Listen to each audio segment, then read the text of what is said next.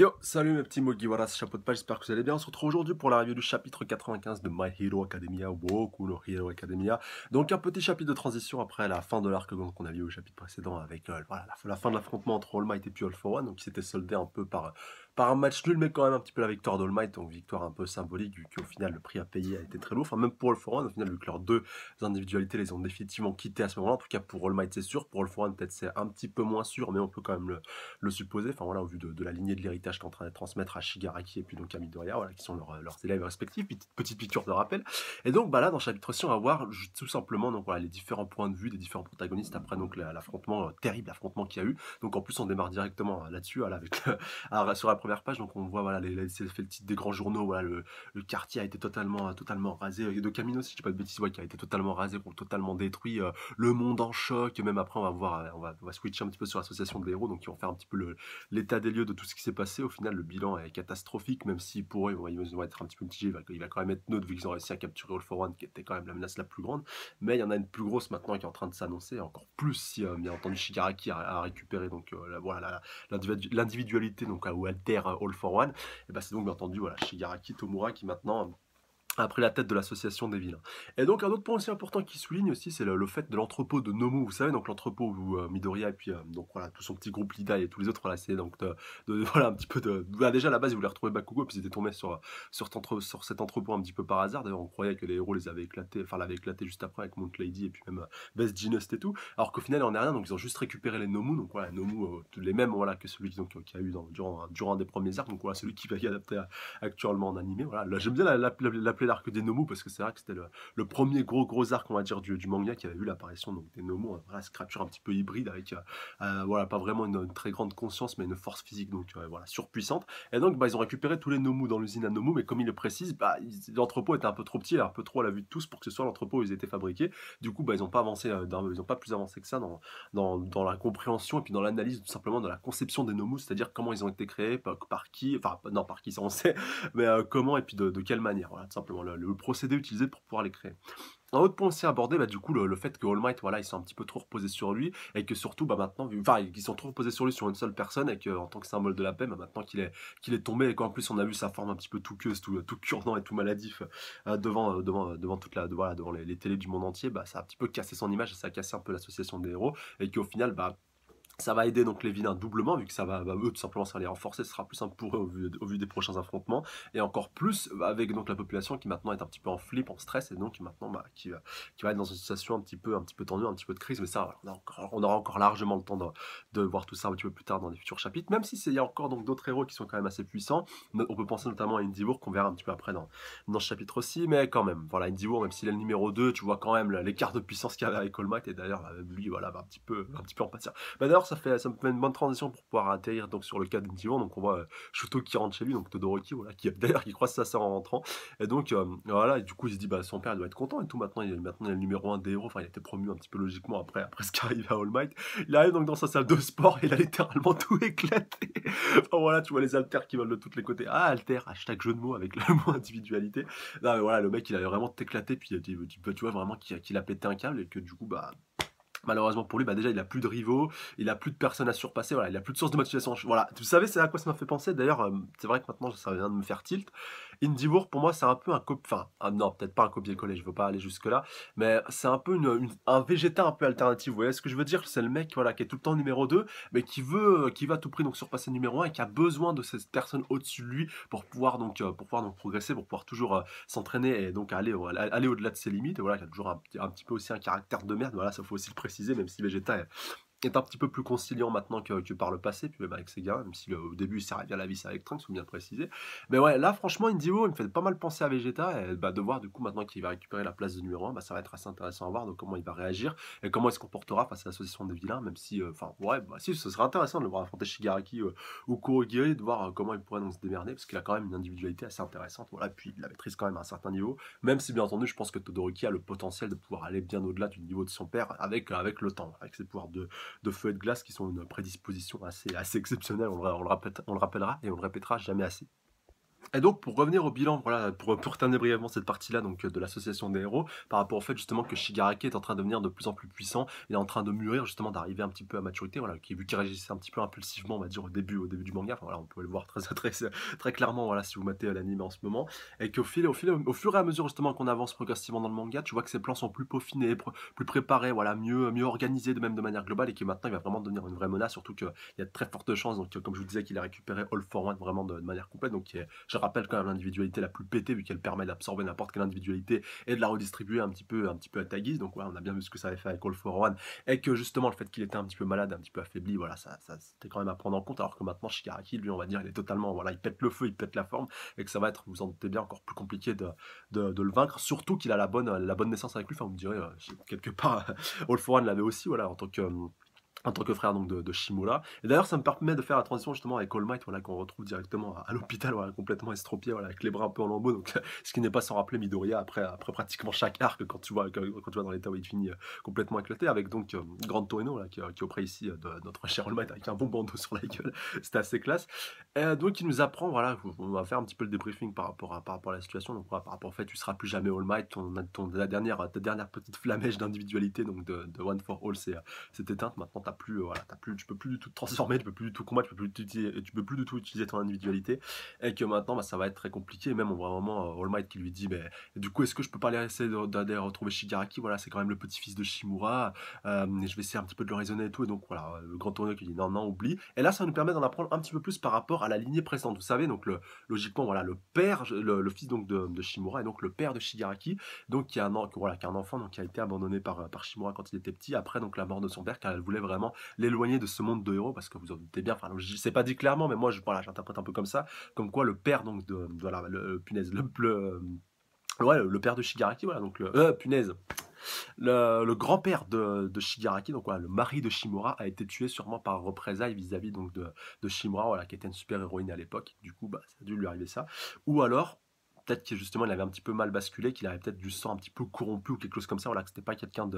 c'était pas un homme sain dans un corps sain, et que justement, ça s'est hérité de génération en génération déjà par rapport au fils de Shimura, puis en plus maintenant par rapport à Shigaraki. Ça, après, voilà, je pense qu'on apprendra très certainement un petit peu plus tard. On peut commencer à théoriser et spéculer par rapport à tout ça. Mais le fait justement que Shimura ait donné l'ordre à Grand Torino et puis même à All Might un peu plus tard, enfin même plus à Grand Torino vu qu'il était de sa génération, justement de pas justement tenter de retrouver son fils, donc voilà, le père de Shigaraki, voilà, peu importe ce qui se passera, vous le laissez de côté, je l'ai confié à une famille d'accueil, une famille d'adoption, donc vous le laissez tranquille et vous n'allez pas vous occuper de lui, voilà, il est bien de ce côté-ci. Et cette personne-là, donc en l'occurrence le père de Shigaraki, je pense qu'il est toujours vivant et que ce sera très certainement un enjeu assez capital et assez important par rapport à la suite du manga. Et ce serait bien de voir sa relation par rapport justement à All Might, Grand Torino et puis même justement Shigaraki, si un jour ils sont amenés à se rencontrer ou pas, et puis de voir surtout à quelle affiliation il serait plutôt, voilà, il serait plutôt affilié, voilà, plutôt quel camp il servirait, parce que ça reste quand même quelqu'un d'assez intriguant et important, et je ne crois pas qu'il soit mort, sinon ça aurait été mentionné. Voilà, pour moi, je pense que ce sera peut-être un enjeu assez important par rapport à la suite du manga et par rapport à cette fameuse lignée justement de la famille de Shimura, et donc avec l'héritage, avec notre cher Shigaraki national. Il faut pas oublier aussi qu'en parallèle de tout ça, voilà, cette famille donc de Shigaraki et puis même peut-être même de Shimura, mais ça n'a pas été encore clairement officialisé, dit ou pas. On ne sait pas si c'est plutôt par Shimura directement, par son mari ou par son enfant. Donc on voit pas forcément par un des deux qu'il y a un lien donc avec All for One. Donc voilà, par rapport à la transmission d'individualité. Donc je vous renvoie encore une fois au chapitre 59 par rapport au premier possesseur justement de One for All, vu qu'on sait que celle qui a transmis donc l'individualité à All Might, c'était Shimura. Donc voilà, ça reste à voir. Est-ce que Shimura s'est fait transmettre cette individualité par son mari? Ça aussi, c'est une possibilité à envisager, vu que justement, on sait que c'était voilà, que c'était le frère de All for One qui a été le premier possesseur et le premier utilisateur justement de One for All, donc de un pour tous. Et on ne sait pas justement après comment elle s'est transmise, voilà, de génération en génération pour arriver jusqu'à All Might, même si on sait que Shimura est l'ancienne propriétaire avant notre cher All Might national. Donc voilà, ça fait pas mal de spéculations et de théories. Même si pour moi, je suis d'avis que le mari de Shimura devait être justement super-héros, qu'il a été tué, mais qu'avant d'être tué, il a pu transmettre son individualité à sa femme Shimura, et donc ainsi de suite. Après, ça s'est transmis, elle a pu le transmettre à All Might, et donc arriver à protéger et sauvegarder justement cette individualité. Et peut-être justement que par rapport à la transmission entre le mari justement de Shimura et sa femme, justement pour pouvoir lui transmettre l'individualité, ça a peut-être dû lui coûter la vie, voilà, qu'il a décidé de faire ce choix parce qu'il savait peut-être qu'il était condamné et qu'il était traqué par son frère, voilà, parce que c'était quand même la guerre à couteau tiré entre les deux, et que surtout il a transmis, que le frère a transmis cette individualité à son frère un peu par inadvertance, un peu sans le faire exprès, que justement lui s'en est servi pour pouvoir un peu se rebiffer contre lui. Alors même si c'est pas encore très très clair, justement, c'est ça qui est assez bien, c'est encore un petit peu flou, encore, on peut encore l'interpréter comme on veut. Mais voilà, ça quand même, c'est des points importants à souligner et puis à aborder, bien entendu, en temps et en heure. Et donc pour terminer cette partie, voilà, ô combien complexe, ô combien laborieuse, voilà, je voulais quand même terminer avec Gran Torino qui dit, voilà, qui déconseille donc All Might une bonne fois pour toutes de pas aller s'occuper de Shigaraki, d'essayer donc voilà, de le convaincre et de le faire venir au peu en droit chemin, ça servira à rien, tu risqueras juste de te faire buter une bonne fois pour toutes, donc voilà, pour l'instant tu laisses tranquille, tu vas t'occuper de Midoriya, enfin même si lui dit pas clairement, on peut le comprendre, voilà, tu t'occupes de tes affaires, et malgré tout, même si t'es plus le symbole de la paix, bah, tu restes encore All Might, et puis c'est moi, voilà, Gran Torino et puis Tsukaoshi, donc voilà, le flic qui était avec eux, puis donc qui connaît le secret de All Might, enfin qui connaissait vu que maintenant tout le monde le connaît, qui vont se charger justement de Shigaraki et puis donc de la suite du combat en attendant justement que Midoriya soit prêt. Et justement, j'aimerais bien voir Gran Torino commencer à collaborer avec Indy War, voilà, un petit peu, bah, vu qu'il a récupéré un peu la place de numéro 1, ça pourrait être intéressant de voir deux gros super-héros, donc après All Might, pouvoir donc collaborer entre eux pour en vue une future justement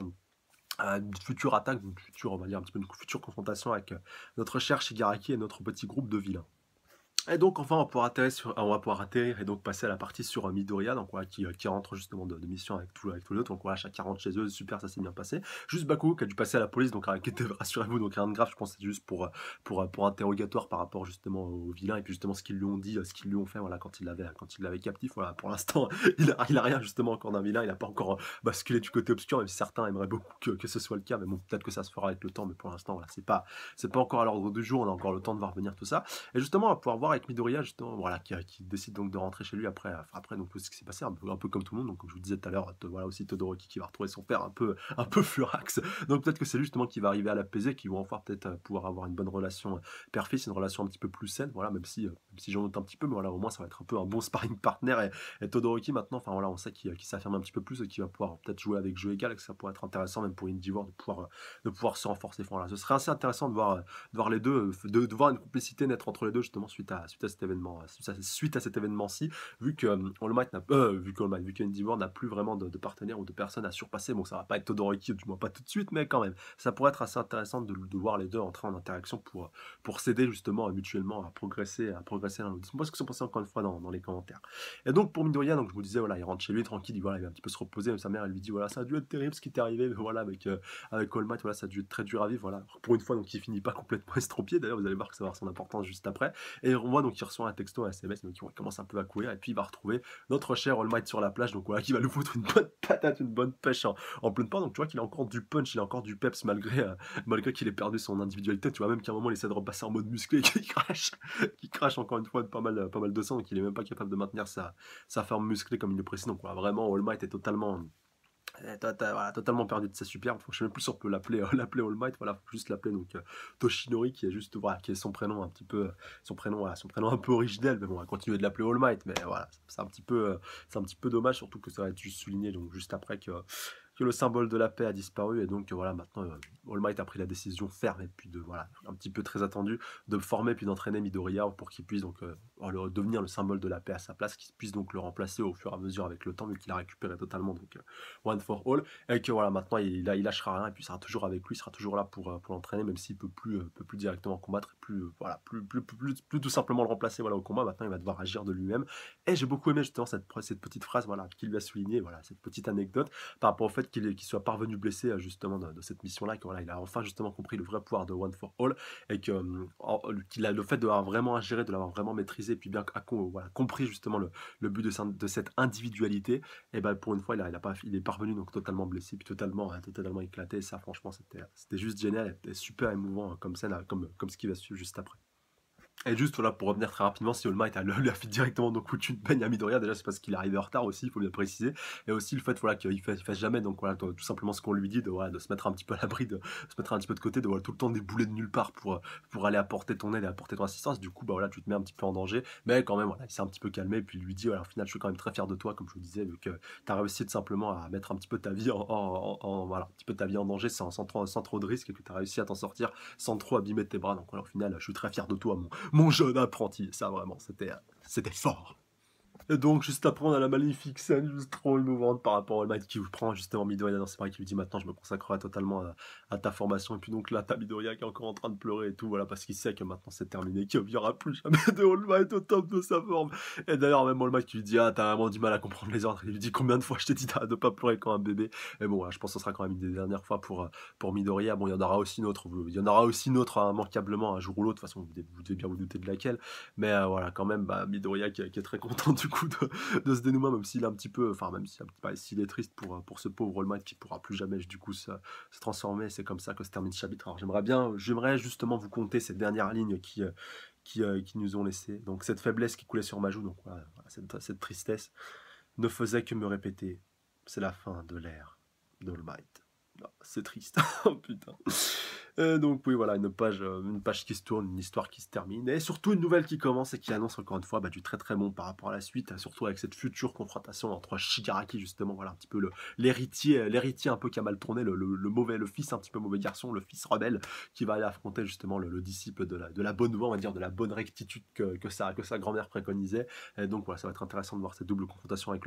entre les deux, avec d'un côté pardon, l'héritier l'héritier au niveau du sang, au niveau de la lignée, et de l'autre l'héritier, on va dire, du niveau spirituel et au niveau justement de l'individualité, donc à savoir donc l'héritage de Shimura Nana, voilà, pour ceux qui se posent la question, donc l'ancienne donc propriétaire de One for All et l'ancienne prof et maître donc de notre cher Shigaraki, Shigaraki, faut que j'arrête de le mettre partout, je voulais dire Toshinori, donc de All Might bien entendu. Et voilà, comme ça va être vraiment très intéressant à suivre, encore une fois, quand ce conflit commencera un petit peu à démarrer, mais surtout j'ai bien envie de voir la prochaine direction que va vraiment prendre le manga directement dès le chapitre prochain, et quel sera donc le prochain arc, et sur quoi, autour de quoi ça va tourner, puis ça va être centré, surtout que maintenant un petit peu l'avènement des vilains est en train d'arriver un petit peu lentement mais sûrement, même si on n'en est pas encore tout à fait là, et heureusement que d'ailleurs. En tout cas, comme d'habitude, n'hésitez pas à mettre un petit pouce bleu, commenter, partager, surtout vous abonner à la chaîne, c'est pas déjà fait, pour plus de reviews. N'hésitez pas à aller checker la page Facebook, le lien est dans la description. Encore une fois, un grand merci à vous les abonnés, à la fois les anciens comme les nouveaux, comme les futurs. Forcément, n'oubliez pas, vous êtes les best, je vous kiffe. Et je vous embrasse très fort. Et surtout, laissez-moi vos avis dans les commentaires par rapport à ça, par rapport à chapitre, par rapport à la fin de cet arc, par rapport à cette conclusion, par rapport à tout. J'attends vos avis et vos spéculations et vos théories dans les commentaires, notamment par rapport au point que j'ai souligné tout à l'heure, par rapport à Shigaraki, par rapport à sa famille, puis même par rapport à Endeavor, tout ça. Voilà, il y a moult possibilités. Donc j'attends impatiemment donc, vos avis et puis vos théories dans les commentaires. D'ici là, je vous dis à la semaine prochaine, ou même à dimanche, voilà, pour la suite de My Hero Academia en animé, avec l'avant-dernier épisode, voilà, avec la fin de l'arc Nomu. Donc d'ici là, prenez soin de vous. Salut à tous. Sayonara.